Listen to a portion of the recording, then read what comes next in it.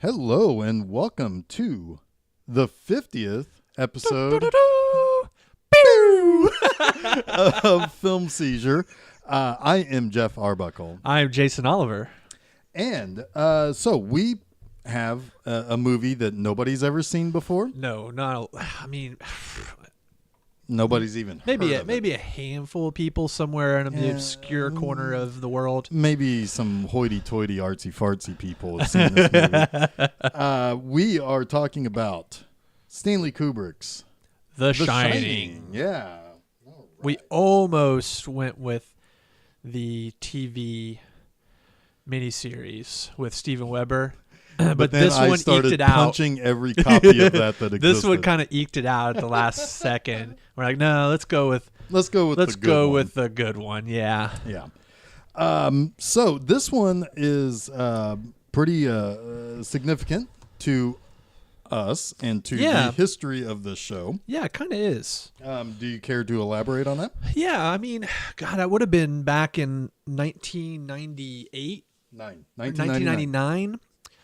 I'm really bad with time. I have no sense of like when things happen. That's why The Shining is kind of the perfect movie for me because there's no sense of real time in that movie, even though Stanley Kubrick tries to sort of give you a time frame for things, but they're sort of meaningless. Yeah. But we'll talk about that in a minute. Oh yeah, I do. Yeah, I know what you're going to say about that, and I noticed it too. Yeah, but yeah, I mean, we worked at a video store back in 1999. I had just come back to the video store that you were at. Yeah. I had been running the most dangerous video store ever. Survived, but decided I wasn't going to press my luck anymore. And it's interesting. That video store really was a lot of my film education. I had never really talked intelligently with other people about movies. Well, I know that you didn't talk intelligently with the customers. Well, with the client base. There were a like, few. Okay, I mean, Ryan, check guy. Well, two. That's why I said two. Yeah, two. I talked intelligently about movies with the people I worked with some customers, and I had this huge library of a lot of deep cuts because this was a pretty good video store. Yeah. We stocked that one well. And I watched just an obscene amount of movies when I worked there. And really, in all of my years in video stores, I later went on to work for the Evil Empire Blockbuster. Wow. But yeah, and yeah, you were basically the shift manager. Yeah, I was like an assistant manager. Yeah, and I was working as your minion that day. Yep, and it just so happened to be March 7th, 1999, which was the day that the film world died. Yeah. I mean, no good movies were ever made. Not one. Ever again. Not one. Never again. Never. Nope. Never. Except for all the Marvel movies. At least none as good as what we were likely robbed of that day. Yeah, so that was the day that Stanley Kubrick passed away. Mm-hmm. Heart attack, I believe it was. Or the Illuminati. But depends on who you talk to. I want to talk about some. There are some. I love goofies. That Stanley Kubrick is probably one of the only film directors ever that has such a weird conspiracy theory following. We'll get into that. Because this movie is ripe for it. Oh boy! Yeah. Oh boy! Yeah. This movie's there's so much to talk about, Geoff. Yeah, I was telling Susan. I was kind of thinking about Joe Bob when he said that he probably doesn't know anything better in the world than Texas Chainsaw Massacre. Like he knows more about that movie than probably anyone in the world, other than the people who lived it. Right. I don't necessarily think that I know The Shining better than I know anything else, or certainly not better than anyone in the world, but I know a fucking lot about The Shining. and I learn more about it every time I watch it, every time I read more about it, and it's just it has this rich audience and this rich history and it's just it's so much fun to pick apart and talk about. But that's what this episode's for. We're going to get there. We are going to get there. So Kubrick dies, yes. and we're working that Sunday night. And it's like, oh man, that's a bummer. You know, he was my favorite director. Yeah. And I think you were probably like, he was my favorite director too. And then there was like that slow-mo shot of us running towards each other in a field to give each other a big epic high five. One of the ones where you hit up top and down low. Yep. Yeah. Yes, man. Yeah. Yeah. And so we kind of commiserated and watched movies that we probably shouldn't have been watching. Yeah. But Sunday nights are kind of slow. What did we put on? I know we watched 2001. 2001 we definitely did because that one's rated G. Yeah. Probably put Clockwork Orange. Probably did, and The Shining for sure. Yeah, definitely The Shining. The Shining, though, for the most part, you can kind of get away with because you know anybody who comes into the store and sees Jack Nicholson knows they're going to hear the F-bomb. Yeah, it's really the F-bomb and then one big axe murder. Well, and some nudity, some old naked nudity. Oh yeah, it's full frontal nudity. Yeah, sure is. Yep. Man, it was a Sunday night. Yeah, fuck it. It was a VH1 video. It was fun. We didn't get a whole lot of kids in there anyway. No, not, and especially not on Sunday night. No. We didn't get much people in that night true. On Sunday night. But anyway, so I mean that kind of, you know, not long after that, we're hanging out, playing the lightsaber duel game. Yes, because that was just shortly. That was not long after that the infamous "It's a madhouse." God, things just went fast. Yeah, it did, man. I mean, it's like the end of that whole decade went fast for me. It really did, because it's kind of amazing that I didn't know you, I guess, all that long before I moved to California. Right. But I felt like we were really super good friends. Yeah, we were hanging out when you and John lived together, and we'd come over to your apartment, and we would smoke cigarettes and drink beer and play lightsaber duel until your mom came home from work the late shift. Yeah, she worked overnight. Yep. So I'm gonna tell a little story about my introduction to The Shining, and when I really kind of, because 1980, I was 3 when it came out. So it's one of those movies that kind of was around. You know, it's like it's kind of like I was born just before Star Wars came out, so Star Wars obviously was always around.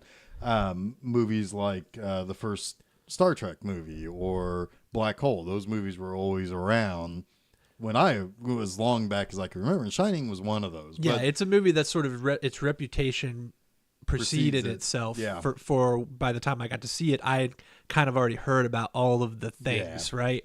So all the iconic stuff about it. Right. And I think that probably the story I'm going to tell probably will segue nicely into your background with it. But in the early 90s, probably either the last day of summer, probably the last day of summer going into my 8th grade year.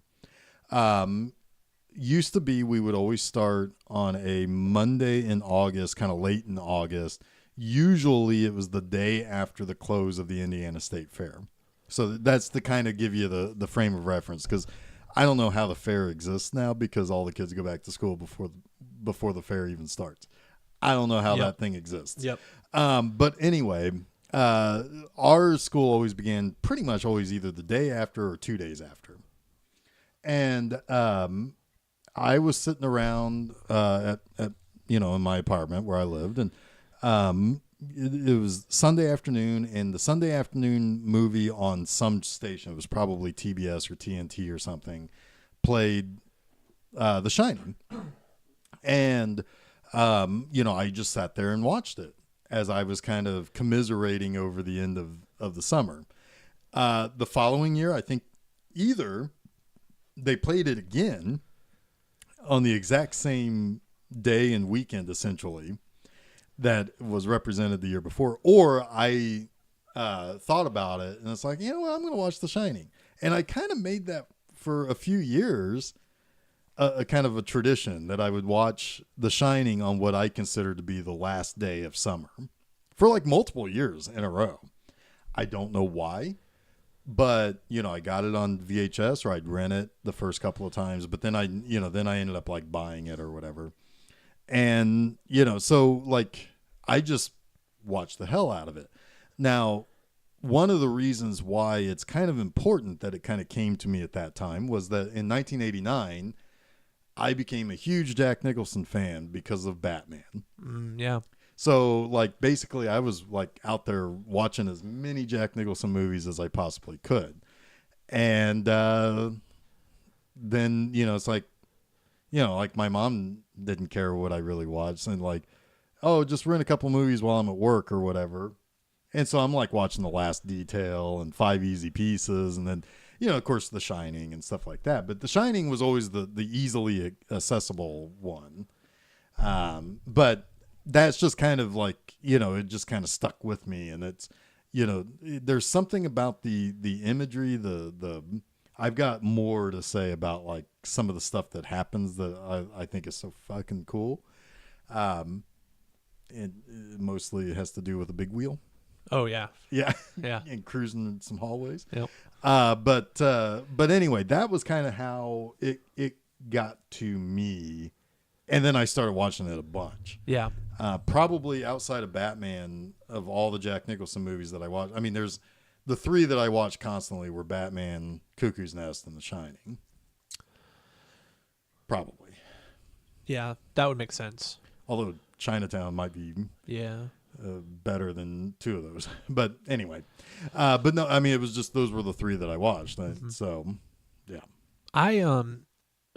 This was one where, like, I remember there's certain movies you remember hearing the older kids talk about. Oh yeah, right before you ever get to see it, and by the time you get to see it, you've almost kind of formed the movie in your head. Oh yeah, right. Oh like yeah. A weird one like that for me was Nightmare on Elm Street Part 3.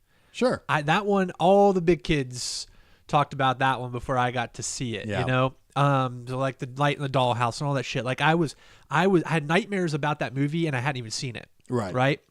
Which, man, I mean, that's the cool thing about being a kid, right? Your imagination is just so vibrant. It dies when you grow up. Yeah. But Shining was like that for me. I'd always heard about Red Rum and Tony. Like kids would talk like Tony and the little boy who lives in Danny's mouth. Right. And I would kind of had this sort of idea of what The Shining was, and of course I had known and seen images of the famous "Here's Johnny" scene and all of that.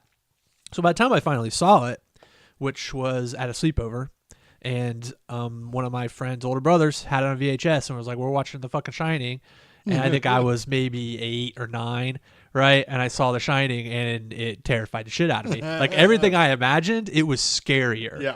Which almost never happens, right? But it did. Right. And it really unsettled me, but I also was really excited by it. It was unlike anything I'd ever seen. And it wasn't for many, many years later that I started to know or learn about things like film directors and Sure. and all of that. When I started to go back and watch everything by Stanley Kubrick, it was weird. Like I'd probably seen a lot of Kubrick movies, never knew they were Kubrick movies. And it wasn't until probably Clockwork Orange that I started to put some pieces together. And then I went back and I watched everything. Yeah. Because I saw Clockwork Orange. I mean, I was Alex's age, right? That movie kind of, the rebellion in that movie, Sure. Not necessarily the rape and ultra violence, but the rebellion in that movie kind of spoke to me as a teen.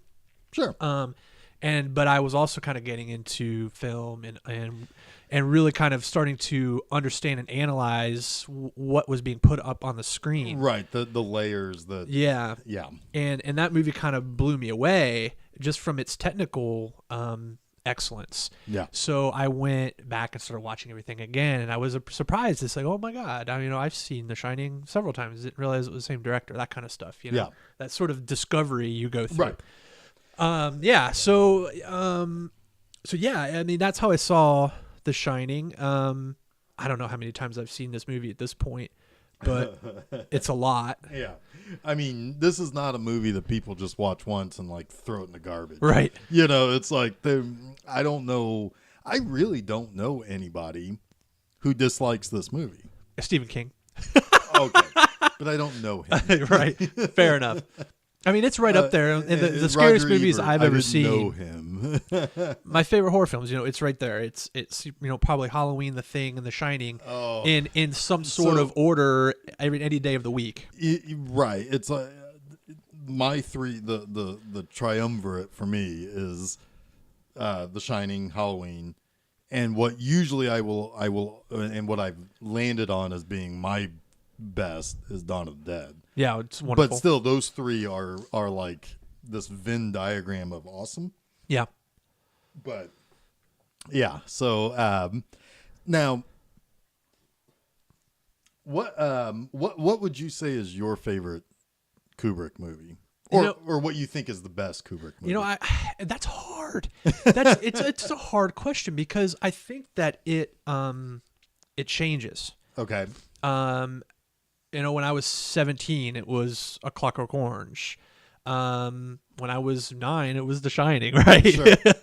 But for a moment in time, it was Dr. Strangelove. I think now, it's probably either 2001: A Space Odyssey or, and I'm going with a little bit of a deeper cut, The Killing. The Killing is one I go back to a lot. Paths of Glory. And Paths of Glory is really good. So it's like, I don't know. Honestly, usually, and this is kind of a cop-out, but my favorite Kubrick movie is whatever one I'm watching.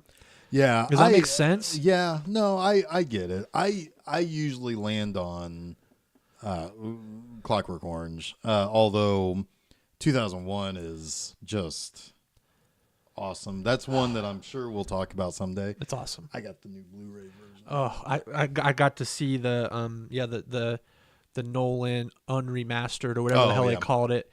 It was beautiful. Yeah. I've been lucky enough to see that in 70 millimeter twice now. Yeah. And it's magnificent. I've seen Terminator 2 in 70. It's true. That's kind of rad, actually. Yeah. We saw that at the IMAX. Anyway, so there are some things about The Shining. Let's actually now talk about the movie itself. Sure. So the first thing that always just kills me right out of the gate is Jack's utter disdain for Wendy and Danny from the very beginning. Like how these two aren't dead. Yep. Before they get to the hotel or before he finally snaps is beyond me. It kills me the way he is just every stereotypical grumpy dad ever. He is he's just annoyed. He's annoyed, but he doesn't. He just hates him. He does, and it's kind of like, it's always sort of bothered me, but also kind of like unnerved me, right? Yeah. That he's like that from the very beginning, and it really doesn't take a big push to put him over the edge, right? No. And that I think, if we're going to talk about that, I think it's a good time to kind of just talk about the King controversy and put it to bed. Yeah. Because that's his biggest beef with this movie. Right. Is that Jack Nicholson's Jack Nicholson. Yeah, exactly. And he wanted John Voight, who, by the way, is John Voight. Yeah, John Voight's a fucking madman too. Some other people that were considered were Harrison Ford, Robin Williams, and Robert De Niro. But so Robert De Niro is not scary. But all of them were nixed by King. Yeah. I honestly think Ford would have probably been the best choice of those. Because you know what he would have ended up being like? That one movie with Michelle Pfeiffer. Well, I was thinking Mosquito Coast, which is very similar character. Okay. Someone who's sort of driven mad by his own inadequacies. He could have played it like Regarding Henry, though, where he was just completely and totally shut down. Sure. Or Han Solo to pull a blaster out. Yeah. I shot first, Wendy. But anyway, Kubrick obviously didn't want to go with that. Right. And King, this was his biggest knock on the movie, was the fact that Jack Nicholson was mad, was crazy from the start. There wasn't a slow descent. In the book, there's a moment of redemption for Jack Torrance. Jack Torrance was very autobiographical to King because of King's own substance abuse problems. So he wanted to give that character redemption. And Kubrick said, "Fuck that." Yeah, not in my version. Right. Yeah. And he also will talk a little bit maybe about the portrayal of Wendy. Yeah, but he was not happy with the portrayal of Wendy. Wendy in the book is a much stronger character, and Wendy is pretty timid, although she does get her licks in on Jack. Yeah, I feel like she is if Jack is the stereotypical madman, Wendy is the stereotypical shield, the human shield that protects him from other people thinking he's a stereotypical madman. Yeah. That's the way I take it. Now that's obviously not something that would be very well looked upon today, but that was the story to be told was about that dynamic at that time. Yeah, absolutely. And I mean, I think that Kubrick he ratcheted up the archetypes. Sure. He's all about archetypes. Yeah, he didn't really go for a whole lot of subtlety with them. And I think the point being is their relationship is kind of already fucked up. Yeah. After what happened with Danny and the broken arm, they're sort of just getting by, and it takes the Overlook to just bring it all out. Right. Yep. It's being trapped. Yep. with each other. Yeah. So, he gets this. He's a writer or an aspiring writer. He's looking for a place to hang out to be. Basically to write for several months. Yeah, it always sounds like a good idea, right? To isolate yourself. That does sound like a great idea. It's like you're fucking Bon Iver. You're gonna go up to the cabins in Alaska and write a Grammy-winning album. Like that always happens, right? Right. Yeah. Exactly. Every time. Jewel lived in a van. Yeah, she did, and she won some Grammys. She did. She did. So I guess that works. Sure. Taught us. She was writing and singing from a place of pain. Yeah. Jeff. Yeah. We should be asking though, who will save Jack's soul? Oh boy. That's tying it together. Well, that's gonna be interesting when I don't know. We don't need to talk about the sequel that's coming, but oh yeah, there's a sequel, huh? But what I think is going to be funky is it's a sequel to the book, not to the movie. Well, that's fine. Which I think will allow it to be its own thing. Right. King fans are going to read the book regardless of the movie. The sequel book is really good. Really? Yeah. It's very, very good. It involves sort of like vampires, and it's like emotional vampires, like these people who use people who can shine and steal their shine, right? So they're basically the counterbalance to the people who can shine. That's why I don't read books. It's kind of a cool idea. Yeah, I guess. Yeah. And Danny's job is he works in hospice because he can tell when someone's going to, like, when their moment of death is going to happen, and he is there to comfort them into death. Yeah. It's kind of cool book, but anyway, Dr. Sleep is the name of it. All right.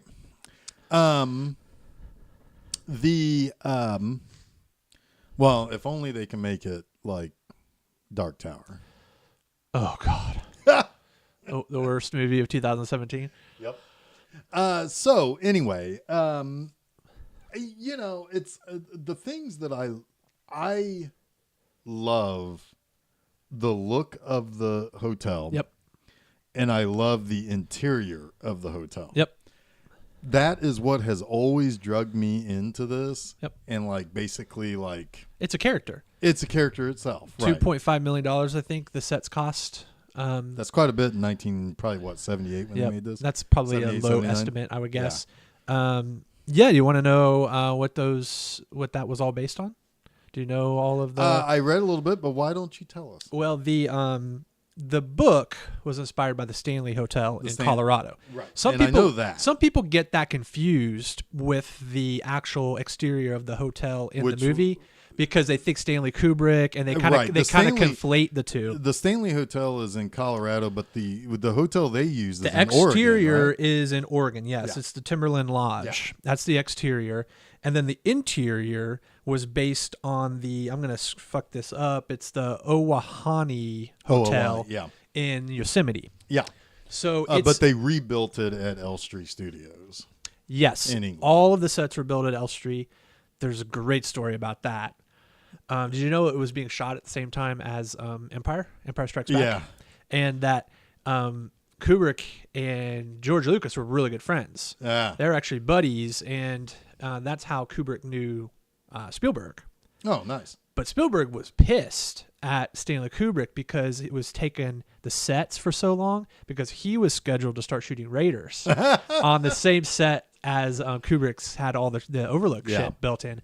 Well, because I think there were times, because I think Irvin Kershner talked about how they would be shooting out in the snow, or because like they would be doing something that would be like a Hoth, that was built inside. Oh, maybe. And that it was like basically right next door to, there's the wall of the Overlook, right? And that was and basically all that salt. Yeah, and they were like basically doing their stuff, and then they would leave, and then Stanley Kubrick would come in and do their stuff, and then they would be switching. I think there's a story about they that. They used absolutely a ginormous amount of salt to like, especially the scene where they put Danny goes out of the window. Yeah. Like that was all mounds of salt on like against a set, like just insane, right?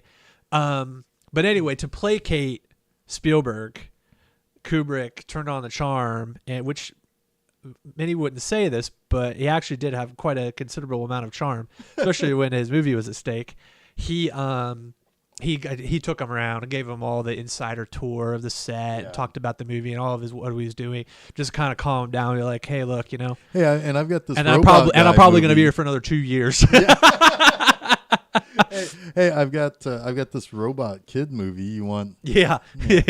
But that was kind of like, I like to think, it's probably not true, they knew each other beforehand, but I like to think that was a significant moment in their friendship. Sure. Yeah. Sure. Which anyway. Yeah. But Elstree Studios. And I had already kind of mentioned it. As a kid who had a big wheel, who loved driving his big wheel around, even later in life when I saw like Danny like cruising the hallways, I loved that scene because I bet that kid had so much damn fun. Oh, hell yeah. Just cruising around. And the sound Yep. of him hitting the floor to versus carpet. the carpet. Oh, it's God, so good. it's so good. The sound design in that movie is impeccable. Yeah. Yep. So one quick question I have. Yeah. Does this happen every year?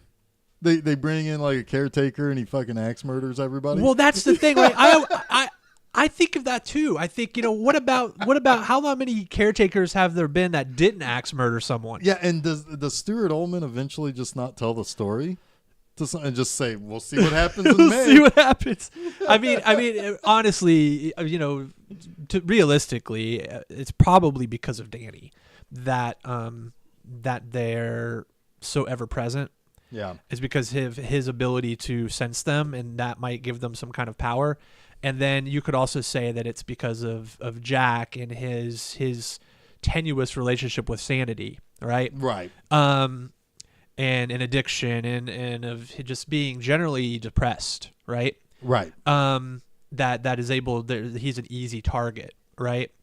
They probably should give personality tests to these people before they allow them to be caretaker. Well, these days they probably I'm sure would. after the Torrances they do. Yeah, it's like, yeah, they come back in April or like to start relieving him and like getting the place right, and it's like, oh, it's Scatman Crothers over there. Poor Scatman Crothers. There are raccoons eating him. Oh no. Other little things I noticed. They call the thing a snowcat. Yeah. It's actually a snow track. It says it plain as day on the side of it. Yeah, that's hilarious. Just those little things. I never actually noticed that. I don't know why, but I watch things in the I think I recognize things and then forget them. Oh. I'm sure that this is the third or fourth time that I've realized that it's Joe Turkel who plays Lloyd, and that's another Blade Runner reference, right? Or at least a Blade Runner connection, because you have the aerial footage, right? That was hilariously what was Blade Runner 82. Oh, it was 82. Blade Runner was. Oh, never mind. Okay, because they used that footage, but Kubrick could have shot that aerial footage in 75. I mean, he was shooting The Shining for 5 years, or making The Shining for 5 years. Right. Yeah.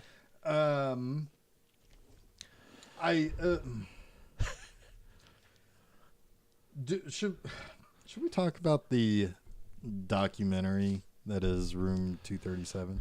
I was planning on mentioning it. Yeah. Okay. Well, let's give that a second here, because that one's gonna make me mad. I think I love it. I love the documentary.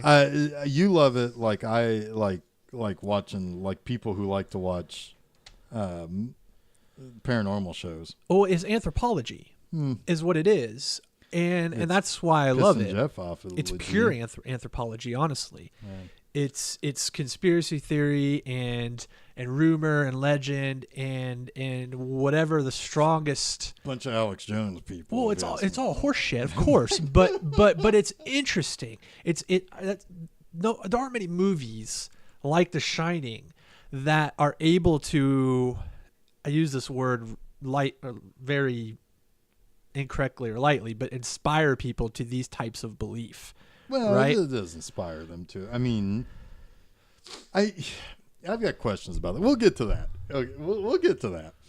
The next obvious thing I want to talk about is Kubrick's use of color. It's so obvious that he wants that bathroom to be red. Oh yeah, because it's madness. You know, it's the final descent into utter cuckoo bananas. Cuckoo. And when I see that in other movies made by other people, I assume that they're a real big fan of that scene of The Shining.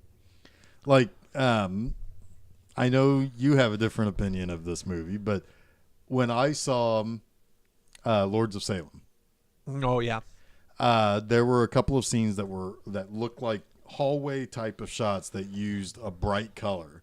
And I remember I sat there. It was me and, like, I don't know, 6 other people in this theater, and I was like, huh, because it dawned on me. It's like, wow, Rob Zombie's using a Kubrick, and that film is kind of shot in his best attempt to be, or at least what I think is his best attempt at being a Kubrick style film. That's a movie that I'd like to give another shot. Well, maybe we will. Sure, maybe we will one day. Well, you know, all right, we haven't talked about it yet, but we have to talk about Steadicam. I mean, Steadicam was relatively new when this movie was shot. Only a few real classic uses had been established. Probably Rocky would be the biggest one, where he's jogging and going up the steps. That was all Steadicammed. And then also the Marathon Man, when I think Dustin Hoffman's running through the streets, was Steadicammed. But Kubrick was a new toy. He kind of got turned on to this by a cinematographer friend. And yeah, he was kind of like, he saw all the potential immediately, right? Yeah. No, I'm going to follow a kid on a big wheel. I mean, but it's amazing. Like, I mean, there are so many Steadicam shots in that movie. Yeah. Sure, that's the one that people remember. Well, because it's such a long, right? Yeah. But I mean, Steadicam is used in almost every scene. Yeah, I mean, like the confrontation between Wendy and Jack. Oh yeah. Through the Colorado Lounge. Right. Is all Steadicam. Right. I mean, they shot that fucking scene 127 times. Can you believe that? No wonder Shelley Duvall is right. So like exacerbated. She was driven to almost a complete breakdown. Yeah. Yeah. She had to drink water to keep hydrated so she could continue to cry. Oh my God. She's crying. It's just like little puffs of smoke coming out of her, out of her eyes. She cried on her ride after the set to her hotel every night. On the back seat. Cried every night. Now we know where the hello, I'm Shelley Duvall. It's just that insanity. It's just cooking. Eventually, Vivian Kubrick Kubrick befriended her and tried to like help her. Yeah. You know, which when you said documentary, I thought maybe you meant the documentary that Vivian Kubrick shot on the set. No. But No. Room 237, that documentary. Yeah. Yeah. Well, I thought the way that I said documentary, like, made the finger quotes that I didn't have to physically make. Yeah. Speaking of that scene in the Colorado Lounge where, you know, it's like she finds the all work and no play makes Jack a dull boy. And it kills me every time. He's so scary and so angry and so like threatening, and he still gets his noggin caved in. Yeah. Like he gets a little too big in the pants, and then she fucking knocks him out. And it's great. She only gets him like a little bit, like lightly the first time. Yeah. And she almost finds her strength after Yeah. that. Yeah. It's it's obviously like the whole scene is owned by Jack Nicholson. Right. But Shelley Duvall acts her fucking ass off in that scene. Oh yeah. I mean it's Oh, I mean, it's just fucking knocks him out. It's the line like every time. I said it before we started recording. The Wendy, darling, light of my life. You know, the way he delivers that is just so. Hey, it's Jack Nicholson, they're like man. daggers. Yeah. You know. Yeah, and You didn't let me finish. God, it's chilling. yeah, she's choking up on the bat too. Yeah, she is. And then he gets stuffed in. So another thing that makes me crack up in this movie, he gets stuffed in the fridge, right? And so he's sitting there at the door, and they're talking to them. And she's like, you know, I'm gonna go get some help. You know, I think that's probably what's best here.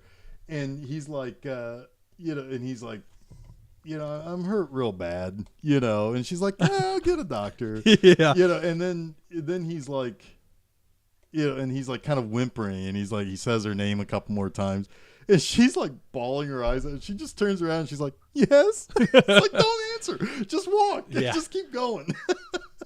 It kills me because it's like she still tries to carry on a conversation with the crazy guy. It kills me.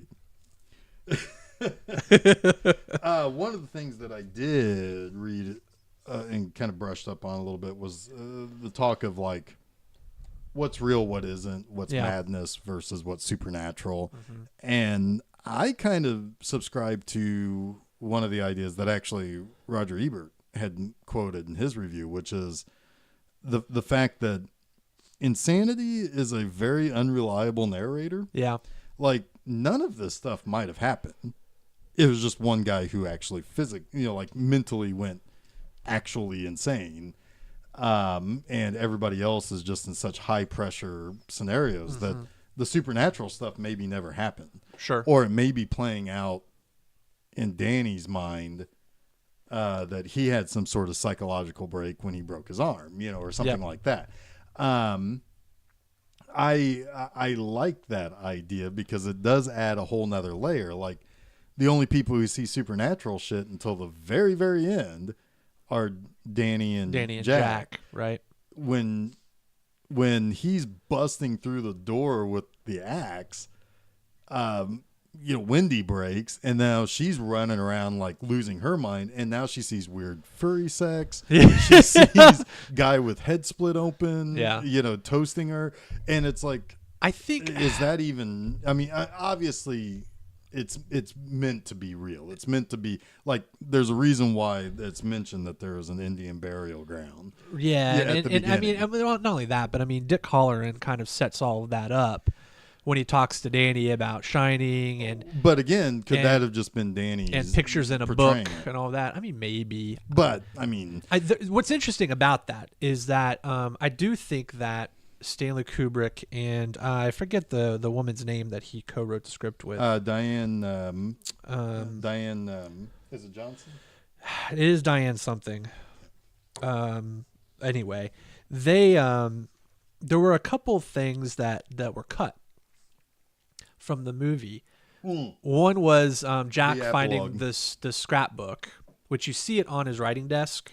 And she fought really hard to keep that in the movie because she felt like it helped the ending, the payoff with the ending. Yeah. And it's true, and that was in the novel as well. When he finds the scrapbook is really when he starts to unravel. Yeah, because he starts to learn the history of the Overlook, and it's almost like the Overlook starts talking to him. Yeah, right? I remember that's. I remember he found it like it's in the boiler room. Boiler room. That's yeah, right. I knew I was remembering that. He's on his rounds, and he finds it in the boiler room.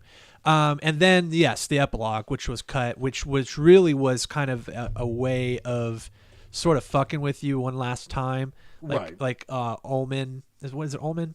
He says, "Oh, there's no sign of anything supernatural, and none of these things that you mentioned happened. There are no other people there." But then he hands Danny the ball. Yes. Right. That was the epilogue. So that was sort of like she wasn't really all that in love with the ending. She was like, it was an easy cut, which I think it was a good cut. Yeah, because that answers questions that aren't meant to be. Yeah. It would be like at the end of 2001, you see Space Baby starting to look towards the Earth, and then all of a sudden this guy just walks out into frame. And it's like, this is evolution of man. Right. So and for some reason I picture him just as a clown. So I always waffle on the ending of whether I like it or not, but the ending is definitely sort of telling you like there's some supernatural shit happening. The other thing, I don't think that there's a lot left up for interpretation on if this was madness or not. Right. Yeah, but I mean, it's an interesting take on it. The other thing that I read, speaking of the ending, and I can't remember the name of the person. I should have written it down, but it was a scholar who basically said that it's easier to write off the idea or to sign off on the idea that Jack was a reincarnation and that he always was there, because the idea of this 4th of July painting being front and center in front of everybody's eyes, the fact that it's so, most people would not look at every single face that's in that's in these pictures, but the fact that if anybody had seen it, that it would completely and totally break their brains and break them as people, basically, was the idea that it would have been so terrifying that it would have just destroyed the person who realized that, oh shit, that's the guy we just hired. Yeah. And it's funny because there's a clue in the book, or sorry, not in the book, in the movie as well, when Jack's talking to Wendy, probably in one of the only moments of sweetness with Wendy. Even in that scene, though, he's snide about that's all it takes about writing, when she's like, well, I'm sure you'll just buckle down and do it. Yeah. But in that scene, he also seems genuinely happy. Yeah. And content, and he's like incessantly dipping at his egg yolk with his bacon, which is like, oh my god, who does that? But he I do it with but toast. He says that I feel like I've been here before. Like the moment I got here, I know what's around every corner. And he makes light of that, like, ooh. Yeah. But there you go. I mean, that's the first sort of sign that this hotel is in him in some way. Right. Yeah. And into him. Oh, yes. Weird furry sex. Yeah. Oh, my God. Shit that doesn't register when you're 9 and you see but now The you Shining, know what but now you're like, furries oh, my God. But it's amazing. Like, there were furries in 1980? I know, right? That's crazy. Did that start the fetish? No, I'm sure not.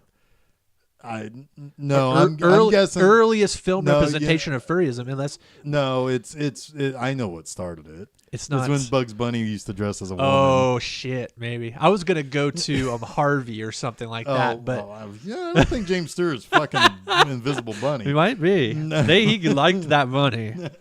They were buds. So some other things I like about The Shining that I always am intrigued by is its disorientation. A lot has been written about the fact that the doors that go nowhere, windows that shouldn't be there. Right. Yeah. And there's been a lot been written about whether that was intentional or not. Sometimes I think that people give Kubrick a little too much credit for being as detail oriented as he was. Yeah, I think that there are some things that might have been on purpose. I also think that there are some things that brains can't register a room unless they see a window or a door or something. Right. Maybe something more like that. Now, according to his son-in-law, who was a producer on the film, that it was intentionally meant to disorient the audience, and I don't doubt that. But I sometimes think there's some retroactive association that people you show play up on set and it's like, where's that fucking door go? Fuck it, whatever. We've already spent $4 billion on that door. I also think part of it is the fact that they were running out of studio space, so they had to start building shit on top of things. It's like they were using the offices as also the apartment that the Torrances were living in. So I think that a lot of it was just a happenstance of convenience, right, or inconvenience. But it's another one of those interesting layers. Whether it was on purpose or not, it has an effect. What I don't doubt is that in editing, Kubrick probably picked up on it and said, I can play with that. Oh, maybe. And then I think that maybe that's part of where you get these really weird time signatures in the movie. So every scene for like the first 2 acts is punctuated by a day. It starts as a month later. Yeah. And then it starts with, I forget the first time, the time jump between Jack having his interview and then driving up. There's a marker. Well, it's the interview. It's like 3 weeks later, something like that. And then they get to the Overlook, and you have the great scene with Danny and Halloran. Yep. Right, and then it's 1 month later, right, and then from there it's days of the week, and it goes from Wednesday. Where does it go? It goes from Tuesday to Thursday to Saturday to Monday to Wednesday, and I think I might have missed one after that, but it's like those are meaningless. Ultimately, they are, unless everything crashes down and then on the last day before the confrontation in the Colorado lounge, I think it's 4:20 p.m. Yeah, something like that. Which I'm sure there's somebody who's got some cockamamie theory about that, but there was another thing also. There was never mind. It wasn't The Shining that I was watching. Somebody looked at their watch and it was 4 o'clock. It was The Spy Who Loved Me. Oh, did you just watch that today?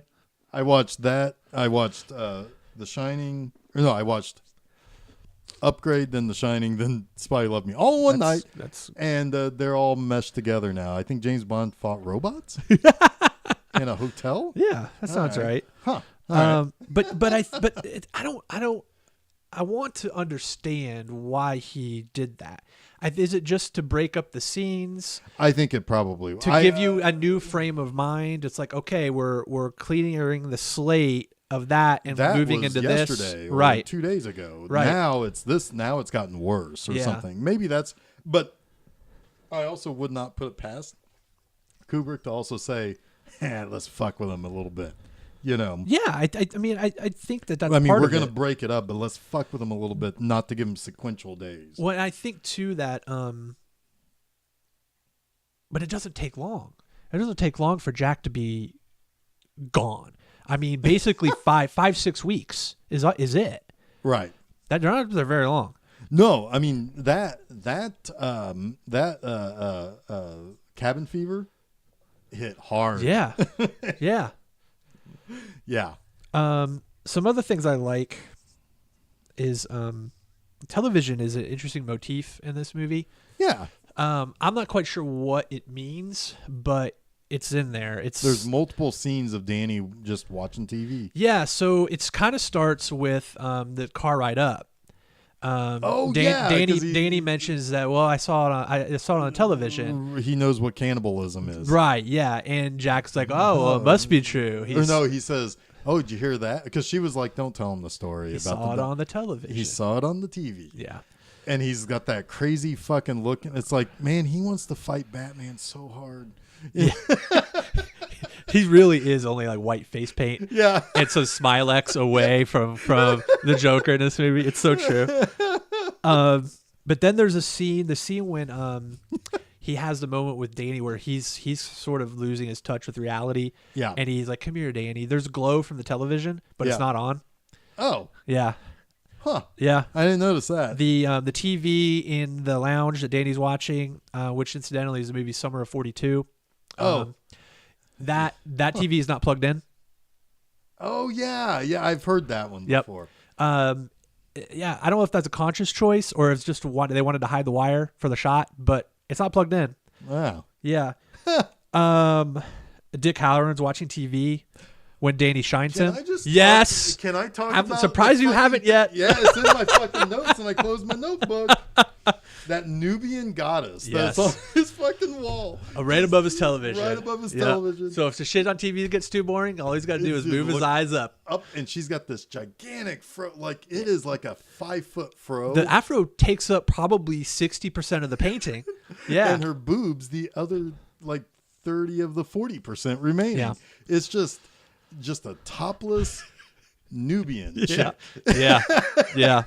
And it's like, if you ever watch Chasing Amy again, and Jason What's a Lee Nubian? asks, what's a Nubian?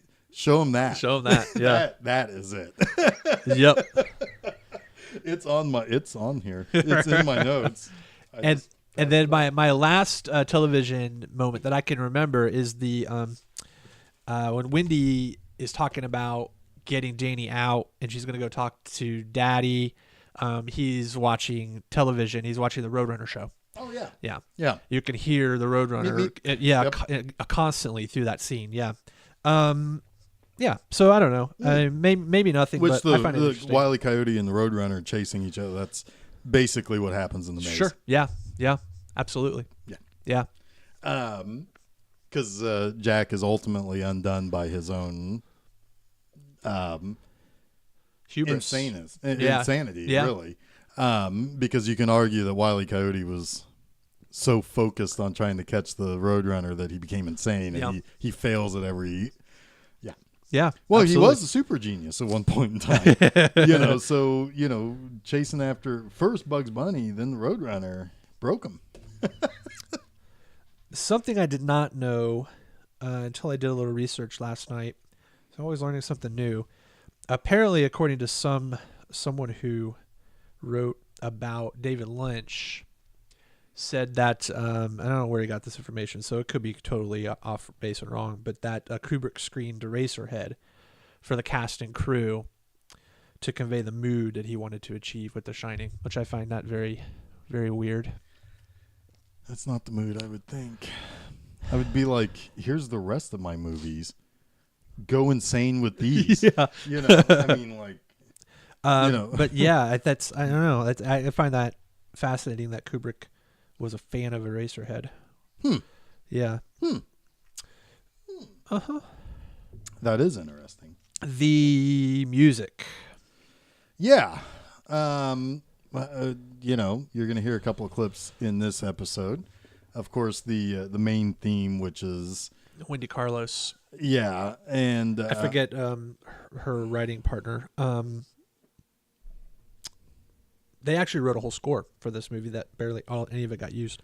Yeah, I mean, like what's the main, like, the ominous piece that's used at the very, because that's been used. Well, yeah, that's an old classical. That was kind of Wendy Carlos's thing, right? She was really into electronic synthesizers, and that's what she did with all of the Clockwork Orange. She took old classical pieces and she electrified them, basically. Well, and then that wasn't original music. It was an interpretation. Yeah, she was putting in some of the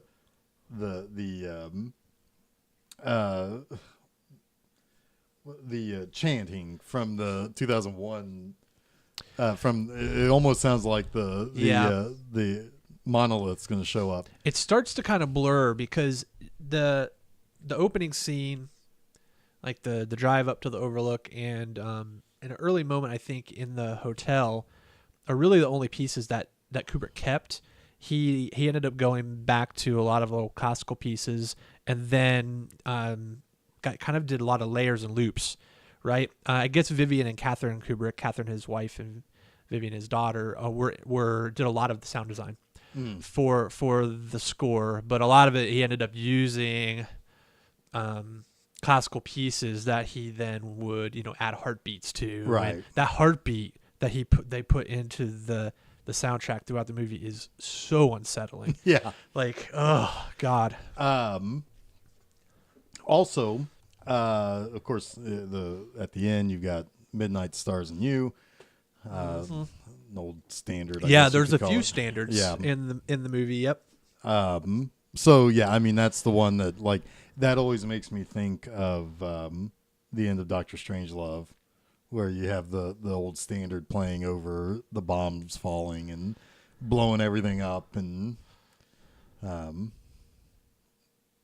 makes me think that that these movies are all in some sort of shared Kubrick universe. Oh yeah, yeah. Like the monolith is there. Yep. You've got some. You've got.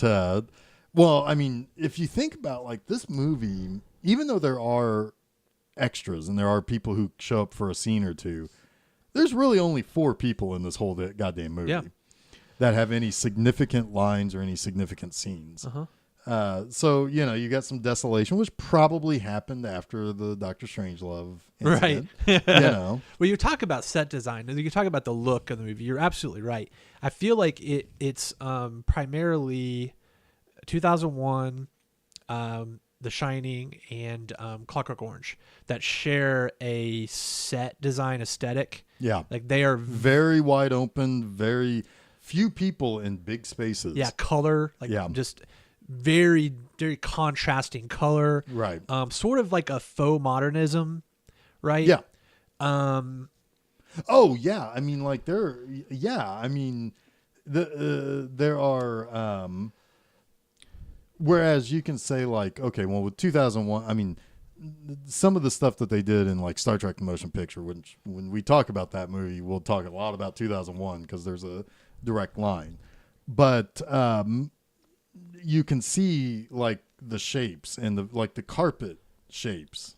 Yeah. It's like that's very 2001. Oh yeah. I mean, even Barry Lyndon has the sense of cinematography of those 3, right? But obviously in a more period setting, right? Yeah.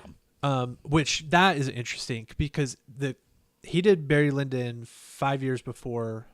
He has almost started shooting The Shining right after Barry Lyndon. But he was in a little bit of hot water after Barry Lyndon. Well, Barry Lyndon was a huge flop. Right. Yeah.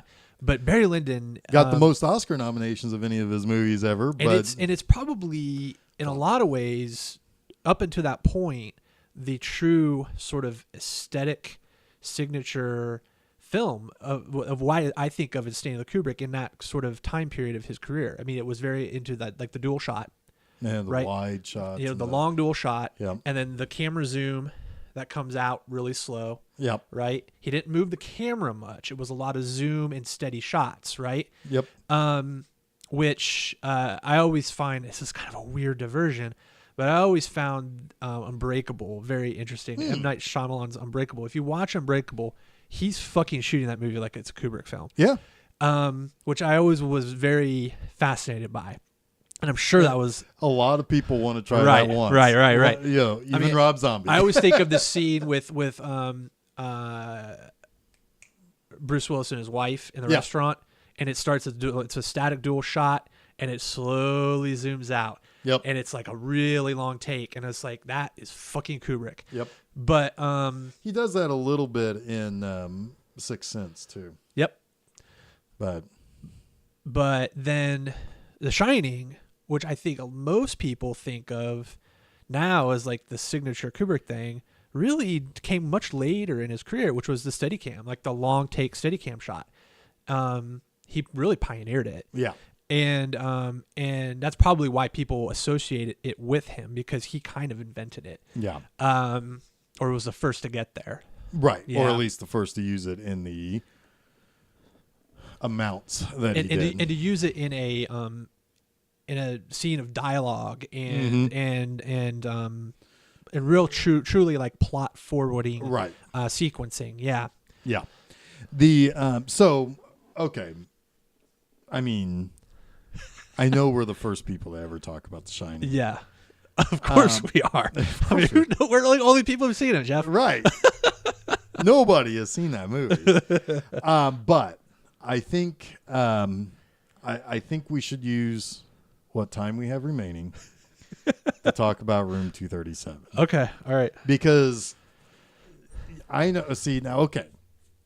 I am of the group of people that at least for a little bit of time in the year, particularly in the fall, particularly in October, I enjoy watching paranormal shows. Uh-huh. Okay. I know they're bullshit. All right. And I'll tell you, if you ever watched an hour of it with me, I'll tell you through the whole hour how they're bullshit. You know, if you don't know it, which you probably should, I'll show you how they're bullshit. Yeah. Right.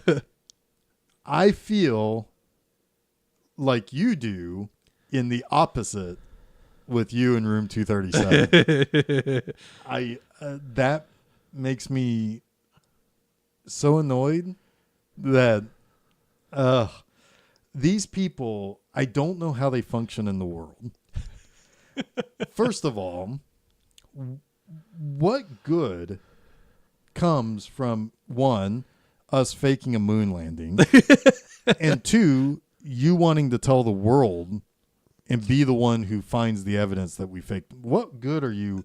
Like this is like some Watchmen shit, right? Like, okay, I understand, Adrian Veidt wanting to cause a great tragedy so that this also Mission Impossible Fallout, right? Causing the great tragedy that will bring about a great peace, right? I understand that. But what would be the point in you exposing that? See, I think you're missing kind of I'm not missing shit. The point of the documentary. The point of the documentary is that there are people who believe these things, and we're giving them a chance to tell us why. They didn't tell me anything that I believe. No, but that's not the point. Nobody believes it. I love this quote by a film reviewer from Time, Mary Poles. She says, "Maybe they're all right or wrong. It can't be settled. What matters is that people are still crazy about the beauty of a beautiful movie about going crazy." Okay, fair enough. And even beyond that, to take that step further, I want to tell a little story. I've been 2 times in my educational, college career, which was a long time. I have been floundered by technology. The first was in speech class, where I had to give my final speech, right? And it had to be on a topic, and I had to use a visual aid. Well, I cut together scenes from The Shining and wanted to talk about Kubrick's visual style in The Shining, right? And talk about Steadicam and all of that. And my fucking video didn't play, right? I couldn't get it to play. It kept stuttering and stopping, and it was really annoying.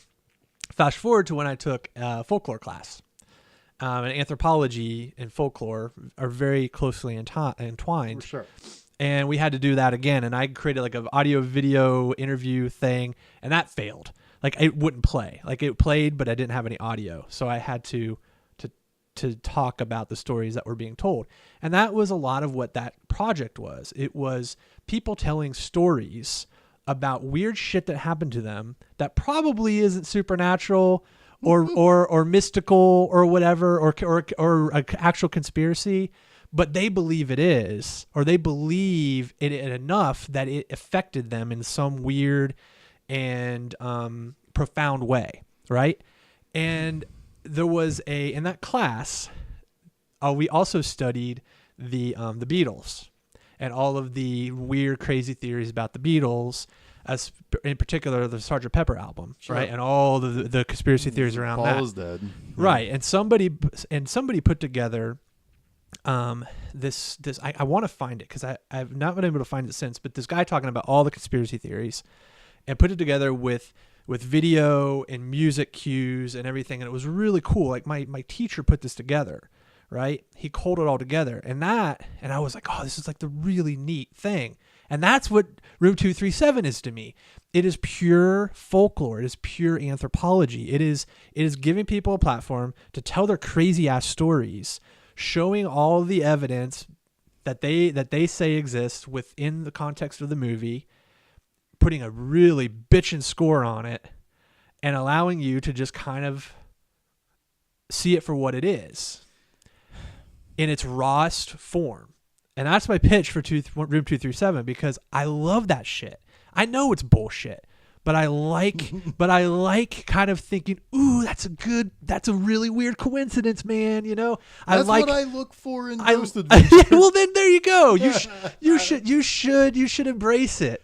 But you're not embracing what I'm buying. You know what it is about Ghost Adventures is that Zach the guy. Baggins. I know, I want to punch him in the face. Sorry, Zach. No, I'm not sorry. I want to punch him in the face.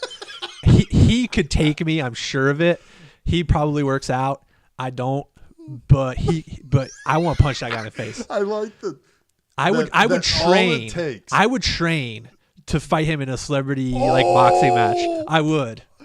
Ooh. He would still probably kick my ass, but I would train to fight him because I really don't like his face. You know how you fix that? You put bricks in your gloves. Yeah, I load my gloves up, plaster. Gloves. Yep. Put plaster. You just gotta wet the plaster around your hands. Yeah, loaded gloves. Well,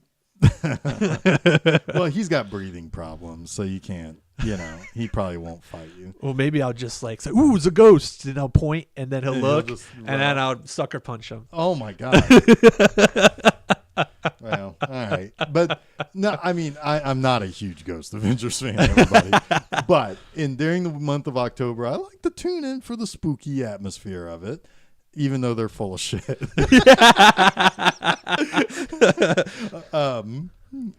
Anyway, yeah, whatever. I mean, I guess. I mean, we all have those stories, right? Stuff that we heard as kids or urban legends. Yeah. So I get it. I mean, here's what I think about it too: is none of it is inherently dangerous, right? I mean, even the people who don't believe that we landed on the moon are just kind of like, yeah, but you know what you don't do? You don't invite them to the family Christmas party. You know, well, maybe you do, but maybe you don't. But you make sure it's like, let's not talk about the fake moon landings. All right, you give them a little pep talk beforehand. Yeah, a warning shot, right? But yeah, I mean, where you're getting into like things like you're talking about, like fake news and Alex Jones, like that is dangerous. Yeah, these things are just stupid. There's no real harm in them. I guess. I mean, like, yeah. I mean, I read some stuff about like why do people think that sort of stuff, and like, you know, I look at like the evidence. I mean, like, okay, the Sea Rock is a little weird. Have you seen that picture? Yeah. Okay, is that hair? That's harder to say that there would be hair in a vacuum on a lens. However, I do believe that it's a shadow. Yeah. That just happens to look like a sea. We're real good at finding things that look like things we want it to look like. So much of so much so that people watch The Shining and find things. Right. It's exactly right. You're looking for things that support your theory. You're discounting anything that doesn't. Right. Right. It's your worldview.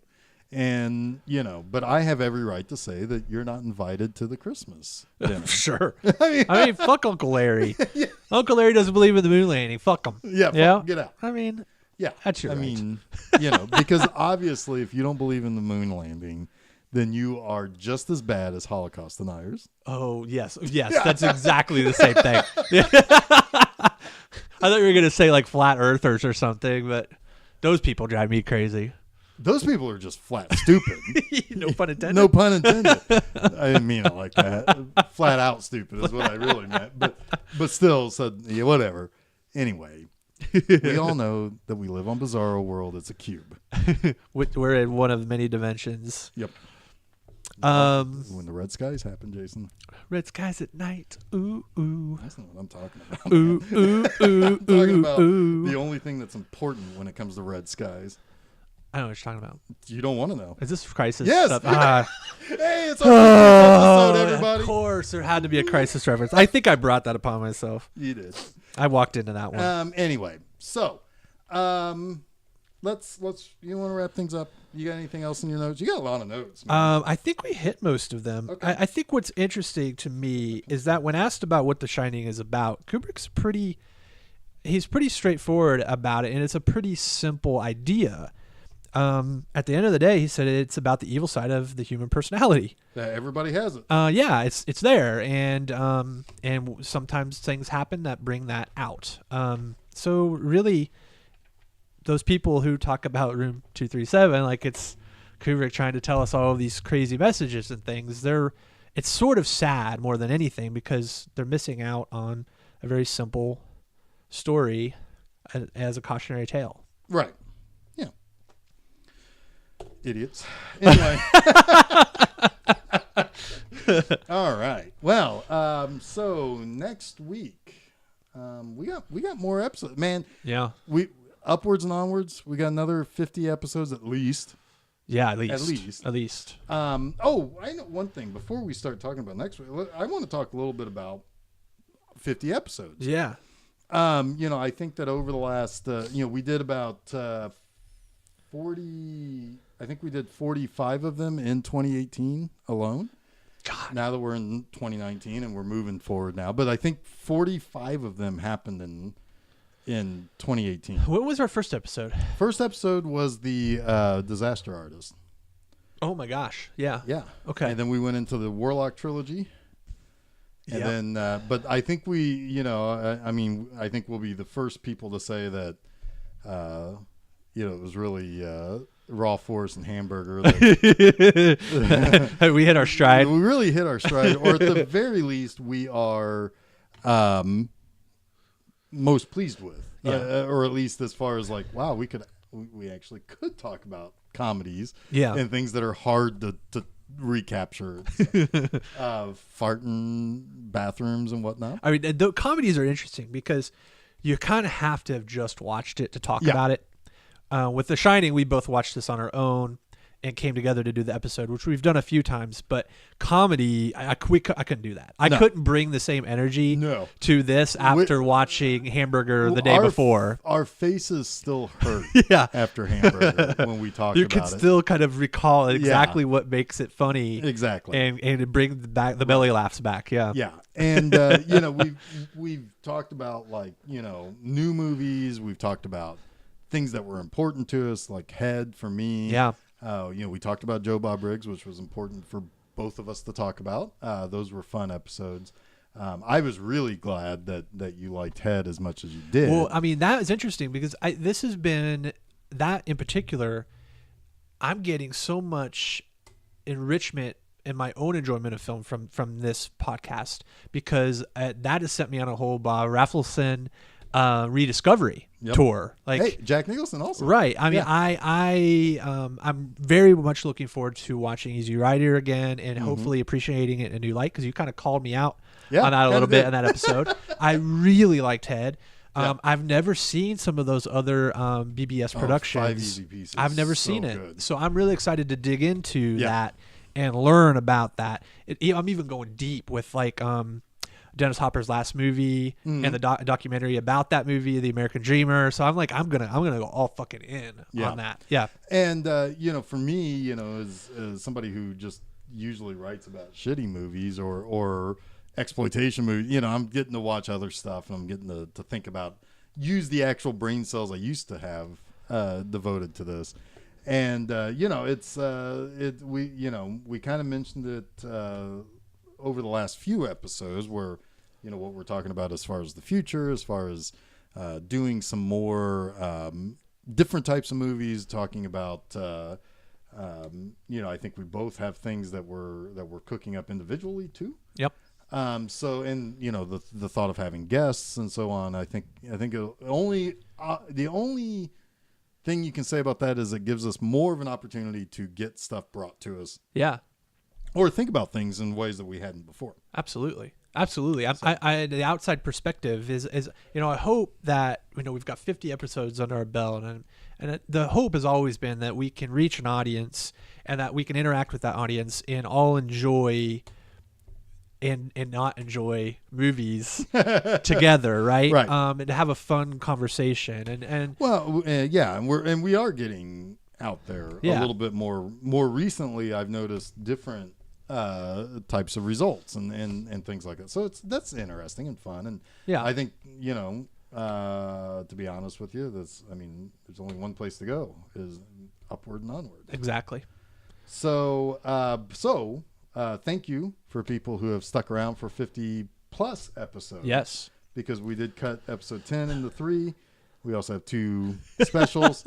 So you've been around for way How too many? long. We did how many Hellraiser movies? 10 in 3 episodes. 4 episodes. 4 episodes. Yeah. Oof. Yoinks. Not gonna have to watch those again for a while. But anyway, so thank you to everybody who has. Even if you only got on the ride for this one, I hope you come back next week. Yes, please do. And yes, here is me raising my empty can of Kerr's Banquet. And here's me. I finished off my Fuzzy Navel. Cheers to you, Geoff. And Lloyd set him up. We'll knock him down. Yes, indeed. Here's to another 50 more. more. Yep. Yes. So we start the next 50 with a series that we haven't gotten to yet, which is a little surprising considering I've scarred my flesh for this series. We are getting into the Bond series with GoldenEye, which I think some people would say, well, why that one? Why not Dr. No? Well, because it's our show. I wouldn't have asked that. No, you wouldn't have. But for that one guy out there who might have asked, why aren't you starting at the beginning? So I've scarred myself with Shamrock. Does that mean we have to watch all of the Leprechaun movies? God damn it. You wanted to do that. You do that on your own show. I might just do that on my own. So next week there will be GoldenEye, and we will get into the Bond lore. I know a lot about Bond. I've read Bond in Geoff various is going ways. to be steering the ship for that episode, most definitely. Yeah, probably. I don't know. I think we both will have interesting things to say. But kind of like The Shining it's been around all of our lives. Absolutely. But I think that that the breadth of knowledge that you have about the Bond we'll see. series in general is pretty well established. We'll see. In the in-between time, I started that one thing called Monster Mondays. Oh yeah. That's we got an episode on Monday for that. So that every Monday you catch an episode of that. I've also got B Movie Enema every Friday. And before too long, I don't want to. You're a busy guy, Geoff. You're busy. I am, but I don't go anywhere, and I don't have a social life, so it's okay.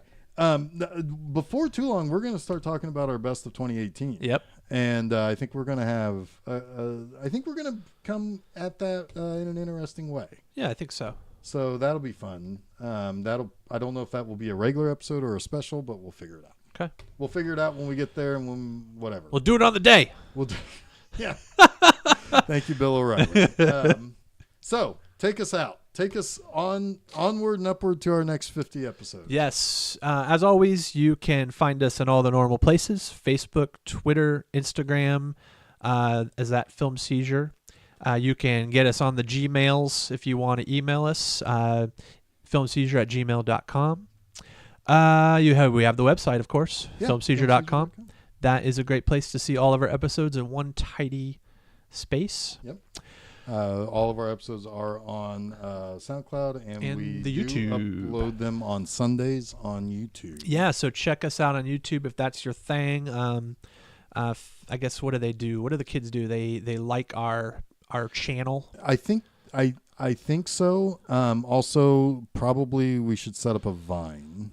Oh yeah, Vines are so cool. They don't even. Do they even exist anymore? No, Vines are gone. But you know, I think that TikTok has taken over Vine. Like TikTok's a big new thing that kids do. It's like little short videos with lip syncing and shit and dancing. I don't know. Oh shit. Well, we better. We're showing our dust off our. We're showing our gray hairs here. Yeah. Yeah. But anyway, yeah. So please do shoot us an email. Give us a like, comment on our Facebook page or whatever you like to do. We'll answer when we see it. And until next week, Geoff, you want to take us out? Yeah, I am Geoff Arbuckle. I am Jason Oliver, and you have been listening to Film Seizure. Midnight were the stars and you. Midnight and a rendezvous.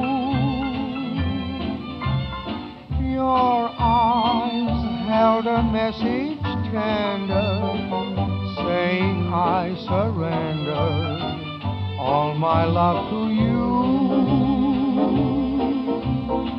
Midnight brought about our sweet romance.